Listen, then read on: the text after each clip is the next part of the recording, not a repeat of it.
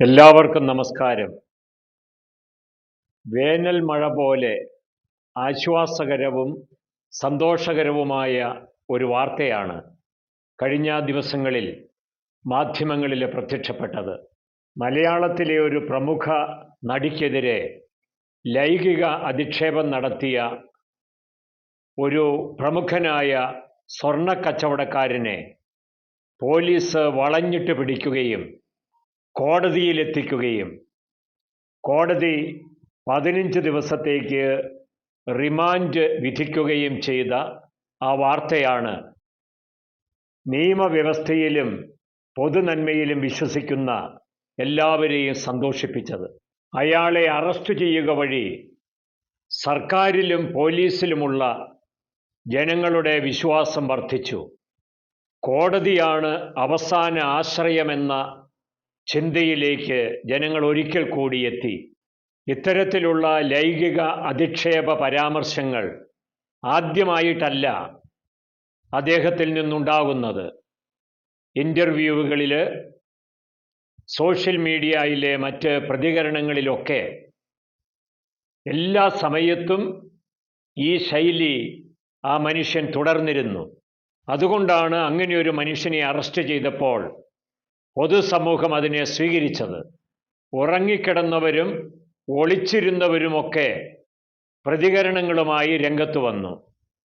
അതിൽ ഏറ്റവും ശ്രദ്ധേയമായിട്ട് എനിക്ക് തോന്നിയത് ആലപ്പുഴയിലെ ഒരു കമ്മ്യൂണിസ്റ്റ് നേതാവ് നടത്തിയ പരാമർശമാണ്.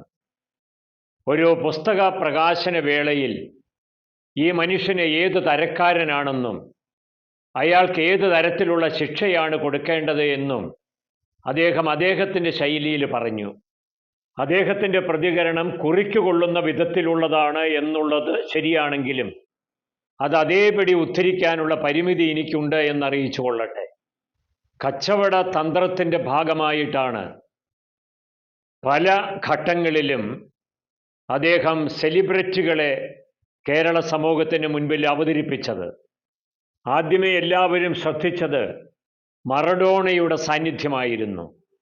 അദ്ദേഹത്തെ മാർക്കറ്റ് ചെയ്യുന്നതിൽ ആ മനുഷ്യൻ വിജയിച്ചു. തുടർന്ന് പൊതുജനങ്ങളെ പങ്കെടുപ്പിച്ച് 100 കണക്കിന് കിലോമീറ്ററുകൾ ഓടി ശ്രദ്ധേയനായി മാറി.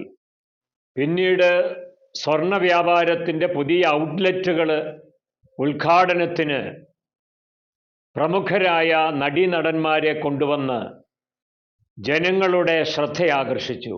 അത്തരത്തിലുള്ള പല ഉദ്ഘാടനങ്ങളിലും മുഖ്യ അതിഥിയായി എത്തിയ നടിയെക്കുറിച്ചാണ് ഈ അധിക്ഷേപമുണ്ടായത്. ആ നടിയാണ് മുഖ്യമന്ത്രിയെ സമീപിച്ചത്, പോലീസിൽ പരാതി നൽകിയത്, സൈബർ പോലീസിൽ തൻ്റെ ബുദ്ധിമുട്ടുകൾ അറിയിച്ചത്.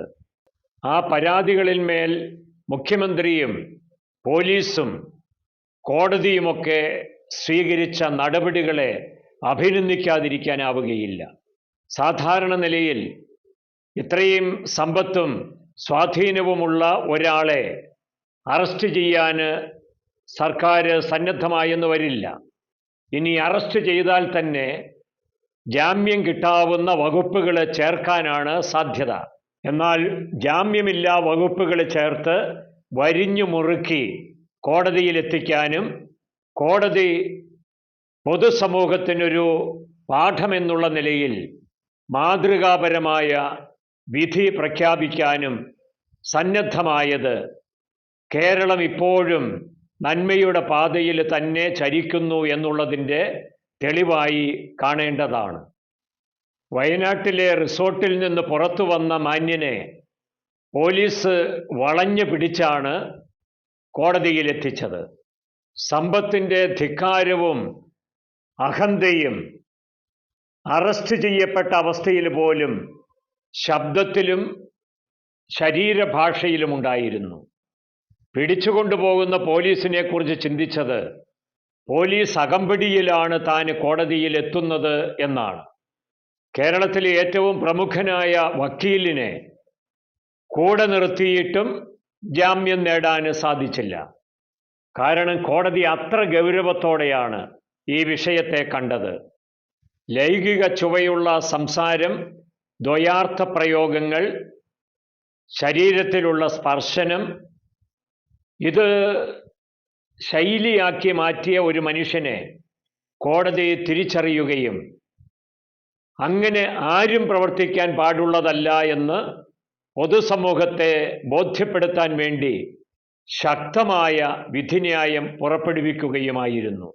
കോടതി ആ മനുഷ്യനെതിരെ തിരിഞ്ഞപ്പോൾ സ്വാഭാവികമായും മാധ്യമങ്ങളും ഇക്കാര്യങ്ങൾ അതിശക്തമായി പൊതുസമൂഹത്തിന് മുൻപിൽ അവതരിപ്പിച്ചു. അങ്ങനെ അവതരിപ്പിച്ചവരിൽ വനിതാ മാധ്യമപ്രവർത്തകർ മുന്നിട്ട് നിന്നത് സ്വാഭാവികം മാത്രമാണ്. ഇത്തരക്കാരെ സമൂഹത്തിൽ ഒറ്റപ്പെടുത്തേണ്ടത് ആവശ്യമാണ്. ഈ അറസ്റ്റ് ചെയ്യപ്പെട്ട വ്യക്തിക്ക് മാത്രമല്ല, അറസ്റ്റിന് അർഹതയുള്ള മറ്റുള്ളവർക്കും താക്കീതാണ്. അതായത് സാമൂഹിക മാധ്യമങ്ങളിൽ ഒളിച്ചിരുന്ന് എന്തും ചെയ്യാം എന്ന ചിന്ത മാറേണ്ടതായിട്ടുണ്ട്. കോടതി റിമാൻഡ് ചെയ്ത് ജയിലിലേക്ക് പോകുമ്പോഴും പറഞ്ഞത് ഞാൻ തെറ്റ് ചെയ്തിട്ടില്ല, അതായത് കുറ്റബോധം തെല്ലുമില്ല എന്നാണ്. തെറ്റ് ചെയ്തിട്ടില്ല എന്ന് സ്വയം തോന്നിയാൽ പോരാ, കോടതിക്കത് ബോധ്യമാകണം, പൊതുസമൂഹത്തിന് അത് ബോധ്യമാകണം. സ്വയം നീതീകരിച്ചതുകൊണ്ട് തെറ്റല്ലാതായി തീരുന്നില്ല. കോടതിയുടെ ഈ നടപടിയെ ശ്ലാഘിക്കാതിരിക്കാനാവുകയില്ല. ഒരു മനുഷ്യനെ അറസ്റ്റ് ചെയ്തു എന്നുള്ളതല്ല പ്രധാന കാര്യം. തെറ്റ് ചെയ്ത മനുഷ്യൻ്റെ വലിപ്പം നോക്കാതെ തെറ്റിൻ്റെ ഗൗരവം കണക്കിലെടുത്ത് ശിക്ഷിക്കാൻ സന്നദ്ധമായി എന്നുള്ളതാണ് പ്രധാനപ്പെട്ട കാര്യം. അങ്ങനെ ചെയ്യുക വഴി സാമൂഹികമായ ഒരു മാറ്റത്തിന് കോടതി നേതൃത്വം വഹിക്കുകയാണ് ചെയ്തത്. കോടതികൾ അങ്ങനെയായിരിക്കണം. പ്രബോധകനെ പോലെയും അധ്യാപകനെ പോലെയും കോടതി വർത്തിക്കുന്നത് തീർച്ചയായും ഈ കാലഘട്ടത്തിൽ അങ്ങേയറ്റം സ്വീകാര്യമായൊരു കാര്യമാണ്. കോടതിക്കൊരു നവോത്ഥാന ദൗത്യമുണ്ട് എന്ന് പൊതുജനത്തിന് ബോധ്യമാകണം. ഈ ആർഷഭാരതത്തിൻ്റെ സംസ്കാരത്തിന് ചേരാത്ത വാക്കോ പ്രവൃത്തിയോ ബന്ധങ്ങളോ ഒരു മനുഷ്യനിൽ നിന്നും ഉണ്ടാകാൻ പാടുള്ളതല്ല. നമുക്കൊരു സംസ്കാരമുണ്ട്. ഈ സംസ്കാരത്തിൻ്റെ തിരുമുറ്റത്ത് വഷളന്മാർ മാലിന്യങ്ങൾ വിതറാൻ അനുവദിച്ചുകൂടാ. സോഷ്യൽ മീഡിയയിലൂടെ നടത്തുന്ന വ്യക്തിഹത്യകളും അധിക്ഷേപങ്ങളും കോടതി ഇടപെട്ട് നിയന്ത്രിക്കേണ്ടത് ആവശ്യമാണ്. ഇത്തരം കേസുകളിൽ പോലീസ് നേരിട്ട് ഇടപെടുന്നില്ല, അത് സൈബർ സെല്ലിന് വിടേണ്ടതാണ് എന്നൊക്കെയുള്ള പൊതുവായ ധാരണ നാളിതുവരെ നിലനിന്നിരുന്നത് കൊണ്ടാണ് ഈ വഷളന്മാർ അഴിഞ്ഞാട്ടം നടത്തിയിരുന്നത്. ലോക്കൽ പോലീസ് കൈകാര്യം ചെയ്യുന്ന ഒരു സാഹചര്യമുണ്ടായാൽ തീർച്ചയായും വലിയ തോതിലുള്ള നിയന്ത്രണമുണ്ടാകുമെന്നുള്ള കാര്യത്തിൽ തർക്കമില്ല.